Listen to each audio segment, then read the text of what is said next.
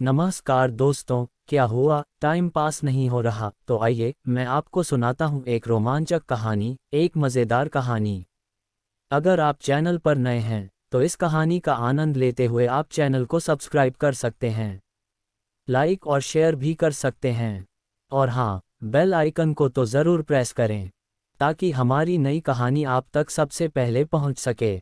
हमारे पुराने दोस्तों को हमारे साथ जुड़े रहने के लिए दिल से शुक्रिया, धन्यवाद, थैंक यू। आज की कहानी। शहर के बीचों बीच एक पुरानी बिल्डिंग थी जहां पर गुप्ता इलेक्ट्रॉनिक्स नाम की एक छोटी दुकान थी। इस दुकान का मालिक रामलाल गुप्ता अपने काम के लिए जाना जाता था। मोबाइल रिपेयरिंग में उसका कोई तोड़ नहीं था। जो काम शहर में और कोई नहीं कर सकता था वह रामलाल कर देता था। मोबाइल की कोई सी भी गड़बड़ी या कमी वह झट से दूर कर देता था। इसलिए लोग बाग सब उसके यहाँ विश्वास करके आते थे। लेकिन रामलाल का एक सीक्रेट था, वो हर उस मोबाइल का डेटा चुपके से कॉपी कर लेता था जो उसकी दुकान पर रिपेयर होने आता था। रामलाल को लगता था कि वो बहुत होशियार है। उसकी यह स्मार्टनेस उसे और पैसे कमाने में मदद करती थी। वो मोबाइल मालिकों की सीक्रेट बातें और फोटोज देखकर कभी कभी उन्हें ब्लैकमेल करता था। शहर के लोग इस बात से अनजान थे। एक दिन रामलाल की दुकान पर एक अजीब सा ग्राहक आया। उसने काले कपड़े पहने थे, गले में मोटी सी सोने की चेन और आंखों पर काला चश्मा। उसने एक पुराना सा मोबाइल निकाला और रामलाल से कहा, भाई साहब, ये मोबाइल ठीक कर दो। इसमें मेरी पूरी जिंदगी की यादें हैं। रामलाल ने मुस्कुराते हुए मोबाइल ले लिया और कहा, चिंता मत करो भाई, मेरा तो काम ही यही है। आप इस मोबाइल को यहाँ छोड़ जाए, मैं इसे देख लूँगा। रामलाल मन ही मन मुस्कुराया। उसे आदमी की जाने के बाद जैसे ही रामलाल ने मोबाइल ऑन किया, स्क्रीन पर अजीब सी गड़बड़ियां दिखने लगीं। उसमें अजीब तरह की आवाज़ें आने लगीं, जैसे कोई बड़बड़ा रहा हो। उसने ध्यान नहीं दिया और डेटा कॉपी करने की प्रक्रिया शुरू कर दी। लेकिन तभी उसकी कंप्यूटर स्क्रीन पर लाल रंग का एक मैसेज फ्लैश हुआ। अगर तुमने ये डेटा चुराने की कोशिश की तो तुम्हारी जिंदगी बर्बाद हो जाएगी। रामलाल चौंक गया। उसने सोचा कि ये कोई मजाक है। उसने उस पर ध्यान नहीं दिया और काम करता रहा। अपना काम खत्म करने के बाद रामलाल घर चला गया। लेकिन उसकी जिंदगी में अजीब अजीब घटनाएं घटने लगी। रात में उसे दुकान से किसी के फुसफुसाने की आवाज़ें सुनाई देतीं। कभी कभी उसके मोबाइल से अपने आप मैसेज भेजे जाने लगते। एक दिन उसका पूरा व्हाट्सएप डेटा वायरल हो गया। रामलाल पहले तो डर गया, लेकिन उसने सच्चाई का पता लगाने की कोशिश की। एक रात रामलाल ने अपनी दुकान में कैमरा लगा दिया ताकि पता चल सके कि क्या हो रहा है। अगले दिन जब उसने रिकॉर्डिंग देखी तो उसके होश उड़ गए।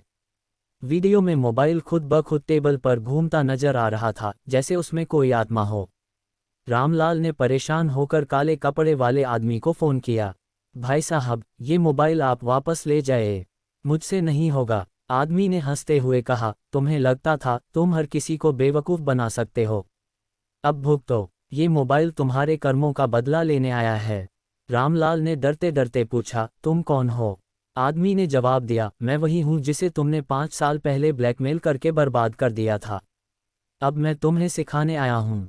ये मोबाइल एक खास सॉफ्टवेयर से बना है जो तुम्हारी हर हरकत को रिकॉर्ड कर रहा है। अब तुम नहीं बचोगे, मैं तुम्हारी सारी सच्चाई पूरे शहर वालों के सामने रख दूंगा। रामलाल को समझ नहीं आया कि वह क्या कहे और क्या करे। उसने दुकान छोड़ने का फैसला कर लिया। लेकिन जब उसने अपनी दुकान का शटर गिराया तो मोबाइल की आवाज़ फिर आई, रामलाल, भागकर कहाँ जाएगा? तेरे कर्म तुझे हर जगह ढूंढ लेंगे। रामलाल ने हिम्मत करके मोबाइल को नदी में फेंक दिया।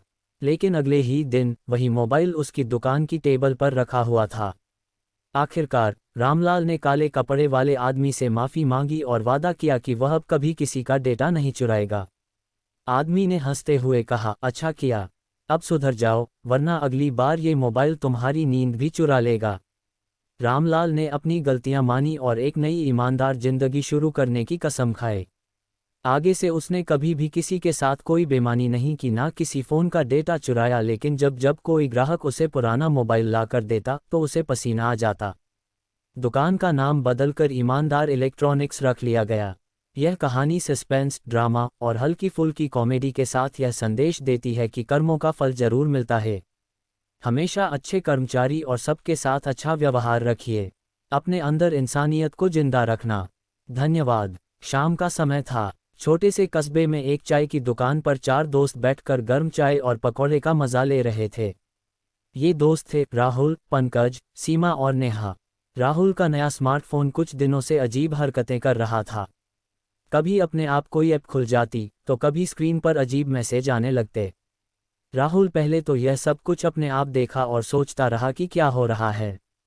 लेकिन जब यह अजीब हरकतें बहुत ज़्यादा बढ़ गई और उसे बर्दाश्त नहीं हुआ, तब उसने अपने दोस्तों के साथ शेयर की। राहुल ने दोस्तों से कहा, पता नहीं ये फ़ोन पागल हो गया है या इसमें भूत आ गया है। कल रात अपने आप मेरी मम्मी को मैसेज कर दिया कि मैं रात भर बाहर रहूँगा। मैं तो टाइम से घर पहुँच गया, लेकिन मम्मी ने मुझे 3 घंटे तक डांटा। सीमा ने हंसते हुए कहा, भूत नहीं है, तेरे फ़ोन को शायद तुझसे बदला लेना है। राहुल ने कहा, बदला? किस बात का बदला? वो भी फ़ोन को? सब हंसने लगे, लेकिन उसी वक्त राहुल के फ़ोन की स्क्रीन पर एक मैसेज चमका। बदला लिया जाएगा, तैयार रहो। सभी के चेहरे का रंग उड़ गया। पंकज ने कहा, भाई ये कोई प्रैंक तो नहीं है? राहुल ने घबराते हुए जवाब दिया, मैं खुद इस फ़ोन से परेशान हूँ। लगता है इसे किसी बाबा के पास ले जाना पड़ेगा। उस रात राहुल अपने कमरे में सोने की कोशिश कर रहा था, लेकिन उसका फ़ोन बार बार वाइब्रेट कर रहा था। स्क्रीन पर अजीब अजीब इमोजी दिख रहे थे, डरावने चेहरे, भूत और खोपड़ियाँ। अचानक फ़ोन ने खुद ही एक वीडियो प्ले कर दिया। वीडियो में एक रोबोट जैसी आवाज़ आई, तुम मेरा ध्यान नहीं रखते, चार्जर गलत लगाया और मुझे अपडेट नहीं करते। अब बदला शुरू होता है। राहुल ने घबराकर फ़ोन बंद करने की कोशिश की, लेकिन फ़ोन बंद नहीं हुआ। उसने नेहा को फ़ोन करके सब कुछ बताया। नेहा ने सलाह दी, फ़ोन को कुछ दिन के लिए स्विच ऑफ कर दे और नया फ़ोन ले ले। ये पुराना अब तुझसे नाराज़ है। उसे वक्त फ़ोन स्विच ऑफ कर दिया, पर रात भर ठीक से सो नहीं पाया। अगले दिन जब राहुल ने फ़ोन स्विच ऑन किया, तो उसका पूरा गैलरी डेटा गायब था। सिर्फ एक तस्वीर बची थी, उसमें एक फ़ोन के कार्टून ने राहुल का मजाक उड़ाते हुए लिखा था, तू मुझसे छुटकारा नहीं पा सकता। राहुल ने इसे मजाक समझकर अनदेखा किया, लेकिन जब फ़ोन ने खुद ही उसके बॉस को राहुल छुट्टी पर है का ईमेल भेज दिया, तो मामला गंभीर हो गया। पहले तो सिर्फ उसके साथ ही मजाक होता था, लेकिन अब उसकी नौकरी और उसकी लाइफ के साथ भी मजाक होने लगा। राहुल ने दोस्तों के साथ मिलकर इस रहस्य को सुलझाने का फैसला किया। सीमा ने सुझाव दिया कि यह किसी हैकर का काम हो सकता है। पंकज ने कहा, नहीं, जब फ़ोन खुद कह रहा है कि बदला लूंगा, तो राहुल से जरूर कुछ गलती हुई होगी, इसे माफ़ी मांगनी पड़ेगी। नेहा ने मजाक में कहा, फ़ोन के सामने हाथ जोड़ो और बोलो, हे स्मार्टफोन महाराज, मुझे माफ़ कर दो। आज के बाद मैं आपका पूरा ध्यान रखूंगा। मैं आपको सही तरीके से चार्ज लगाऊंगा और सही टाइम पर चार्ज करूंगा। समय समय पर अपडेट भी करता रहूंगा। प्लीज़ मुझे माफ़ कर दीजिए। राहुल ने सच में फ़ोन के सामने माफ़ी मांगी, लेकिन फिर भी फ़ोन की समस्या समाप्त नहीं हुई। आखिरकार परेशान होकर राहुल ने फ़ोन को सर्विस सेंटर ले जाने का सोचा। वहां जाकर उसने अपनी सारी समस्या बताई। सर्विस सेंटर वालों ने फ़ोन को चेक किया तो पता चला कि फ़ोन के सॉफ्टवेयर में एक प्रैंक ऐप इंस्टॉल थी, जो उसके दोस्त पंकज ने ही डाली थी। राहुल ने गुस्से में पंकज को दौड़ा दौड़ा कर मारा, लेकिन बाकी सब इस पूरे वाक़ये पर खूब हंसे।